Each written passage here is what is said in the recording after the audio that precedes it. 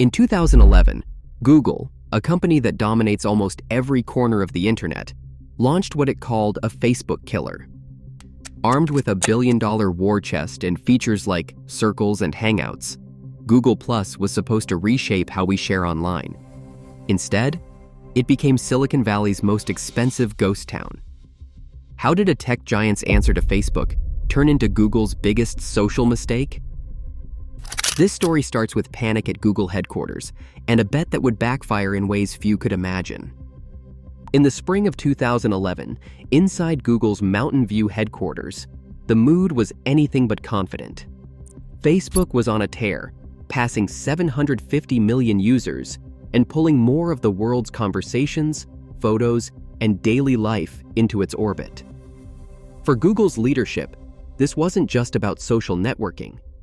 It was about survival. Larry Page, newly returned as CEO, saw Facebook as a direct threat to Google's core business. Search and advertising, Google's golden goose, depended on understanding people and their connections. If Facebook locked up the social web, Google's algorithms would be left in the dark. The urgency was unmistakable. At a company-wide retreat, Vic Gundotra, the executive tapped to lead the charge, described Google Plus as a Facebook killer.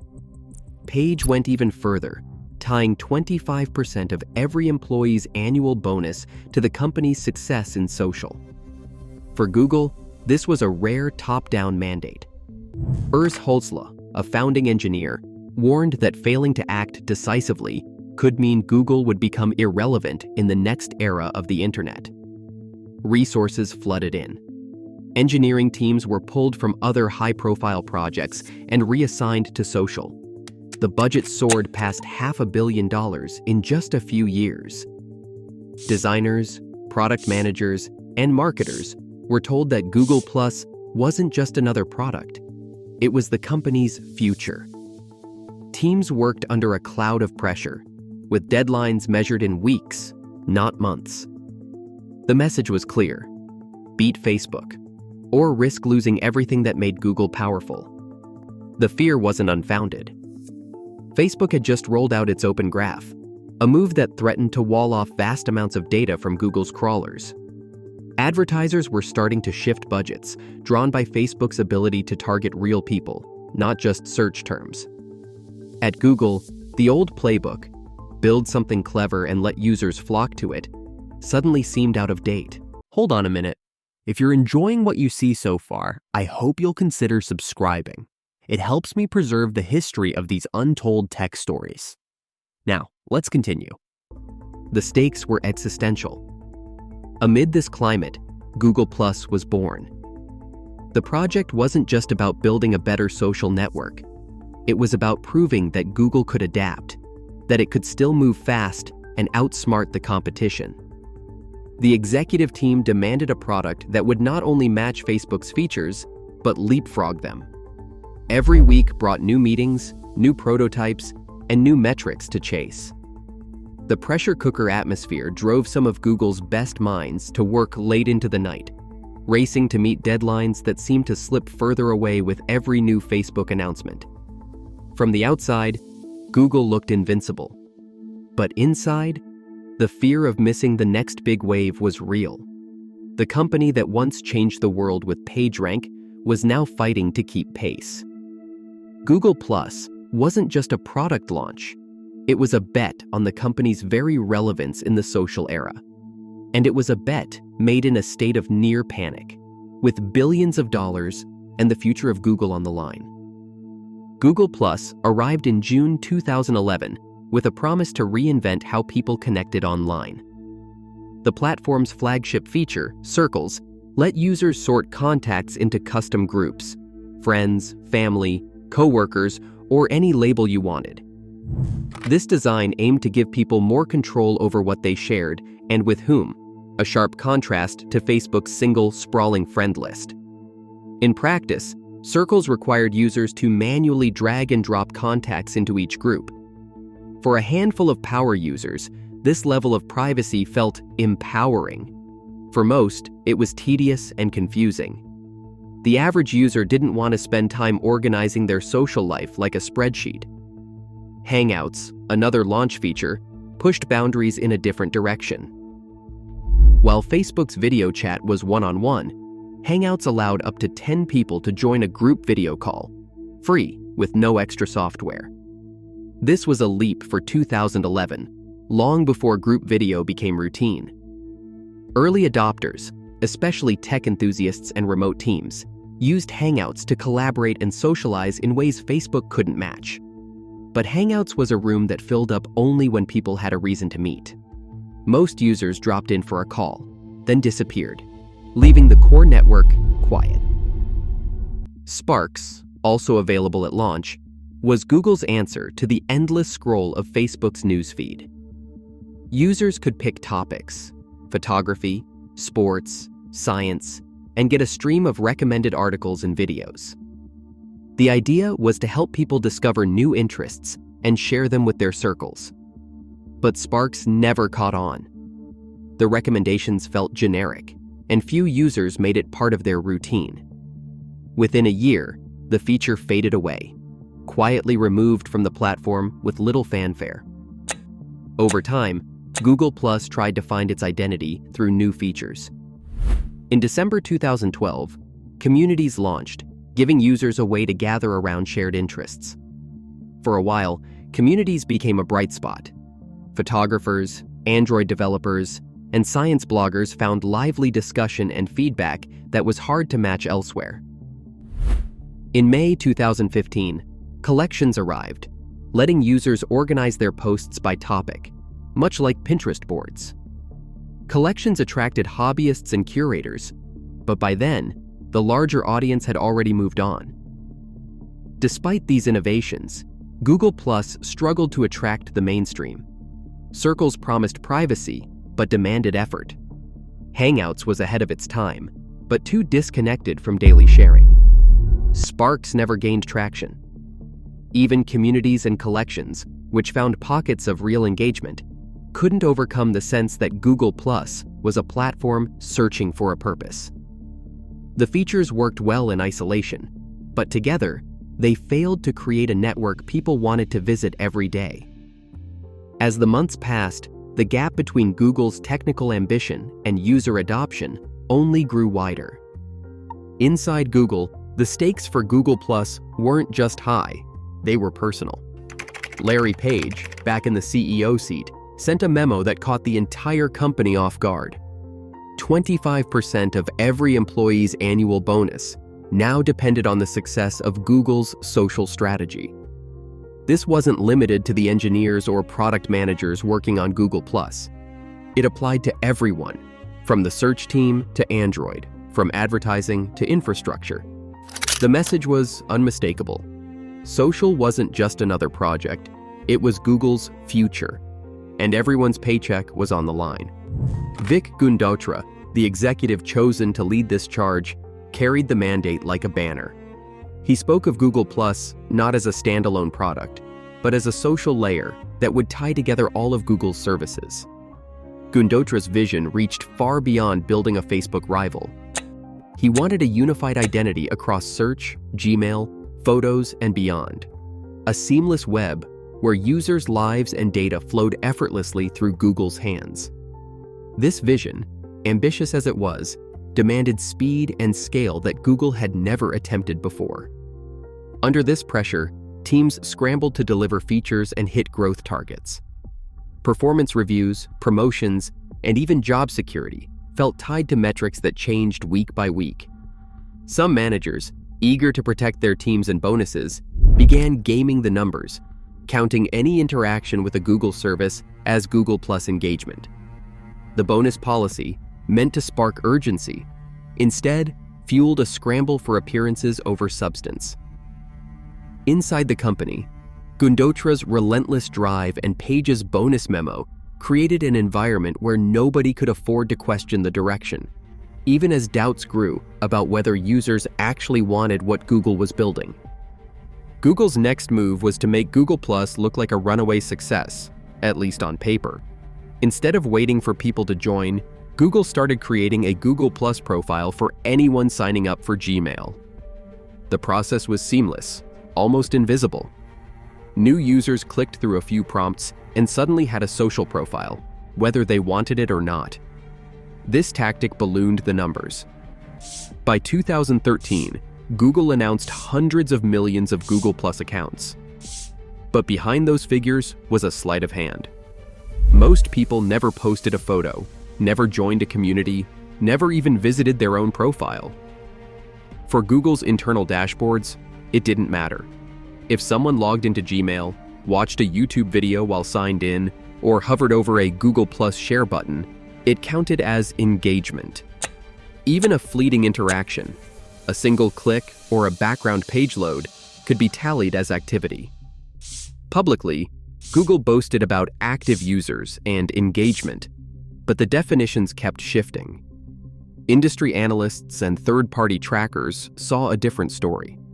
A platform with millions of silent profiles and almost no real conversation. Inside Google, some engineers and analysts raised concerns about the gap between reported numbers and genuine activity. But with bonuses and public perception on the line, big numbers won out. The illusion of growth became a shield against criticism, even as more people noticed that Google Plus felt empty. The numbers game set the stage for a backlash that would soon spill into public view. In November 2013, Google made a decision that would ignite one of the most intense public backlashes in the company's history. Without warning, YouTube users found themselves locked out of the comments section unless they signed up for a Google Plus account.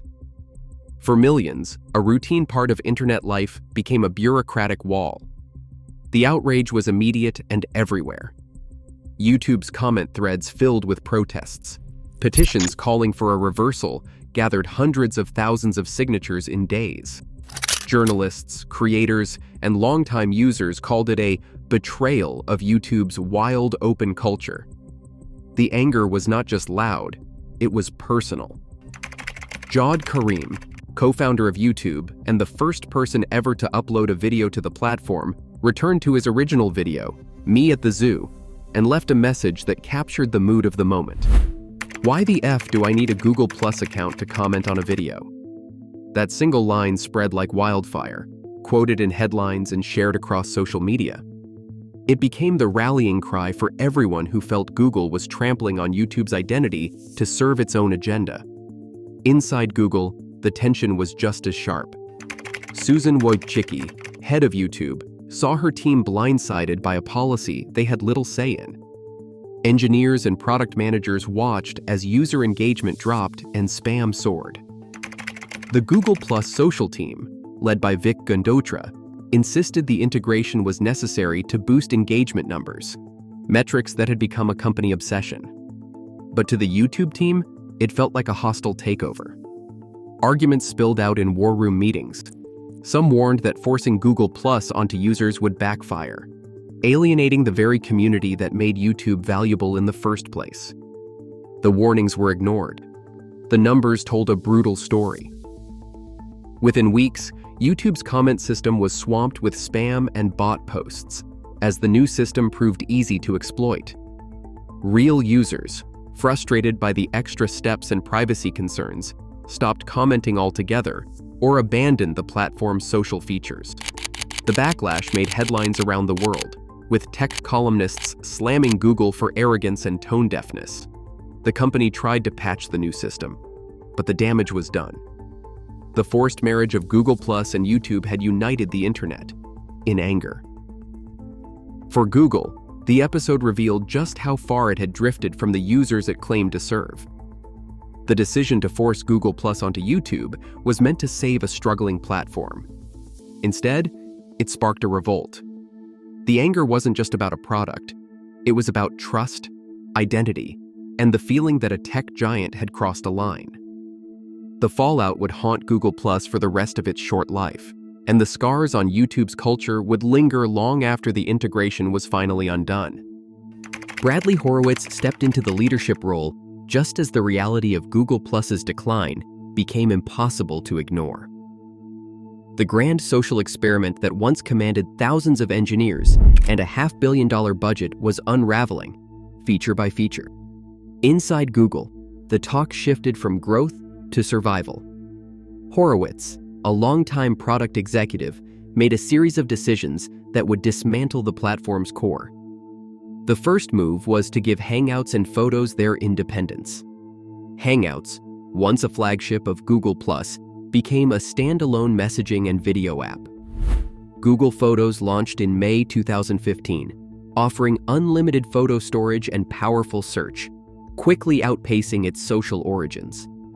Both products thrived outside the Google+ ecosystem, drawing millions of users who had little interest in the social network itself. With its best features gone, Google+ was left a hollow shell. Communities and collections, which had attracted pockets of photographers, tech bloggers, and hobbyists, could not fill the void. The numbers told a stark story. By 2018, Google's own audit found that 90% of Google+ sessions lasted less than 5 seconds.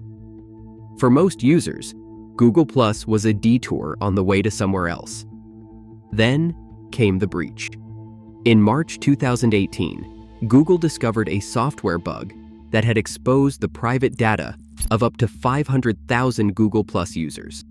Names, email addresses, occupations, information meant for friends or circles had been accessible to third-party developers for years. The incident was discovered during an internal privacy review, but Google chose not to disclose it immediately. Executives worried about regulatory scrutiny and reputational damage. The decision to keep the breach quiet only deepened the sense of mistrust when it finally became public that October. The fallout was swift. Google announced that Google+ would be shut down for consumers, citing low usage and the security lapse. But the story wasn't over. In December, a second bug was found, this time affecting 52.5 million users. Sensitive profile data, including information users had marked as private, was exposed once again. This second breach forced Google to accelerate the shutdown timeline. What was supposed to wind down in August 2019 was moved up to April 2nd, 2019. On that day, Google+ disappeared from the internet. Years of posts, photos, and conversations were erased, except for those preserved in Google Photos or migrated to Google Currents for business accounts. The collapse of Google+ was not the result of a single misstep, but a cascade of decisions that left the platform vulnerable and unloved. Forced integrations had inflated user numbers, but hollowed out real engagement. When the security breaches came, there was no loyal community left to defend the platform. For Google, the end of Google+ was a lesson written in lost trust and vanished data. A cautionary reminder that even the world's most powerful tech company cannot manufacture a social network by decree. On April 2nd, 2019, Google+ was shut down after a data breach exposed information from 52.5 million accounts. From its 2011 launch, Google+ was driven by a clear fear of Facebook's rise, and leaders tied company-wide bonuses to its adoption. Features like Circles and Hangouts showed technical promise, but forced signups and integration with YouTube created backlash, not loyalty. Despite millions of accounts, internal audits revealed that 90% of user sessions lasted less than 5 seconds. Some decisions, such as who approved the YouTube comment policy, remain unclarified in public documents. Today, Google's focus has shifted back to core products, and attempts to force social networks have faded across the industry. The story of Google+ stands as a documented lesson. Building trust and community cannot be engineered from the top down, no matter the resources or incentives involved. Thank you for watching. I'd be genuinely interested in hearing your opinion on this in the comments. If you want to see more videos like this, please make sure to subscribe. There's much more to come.